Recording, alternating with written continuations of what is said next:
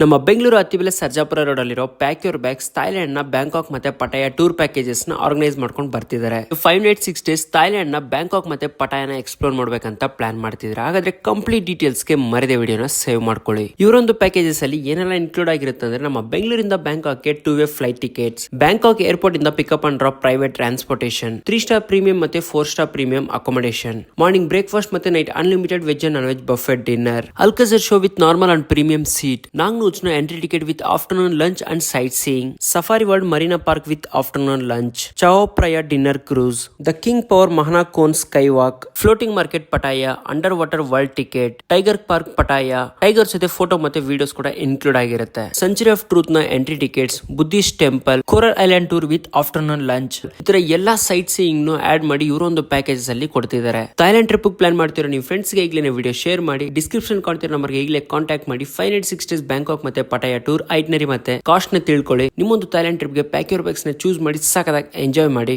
Tata, bye bye.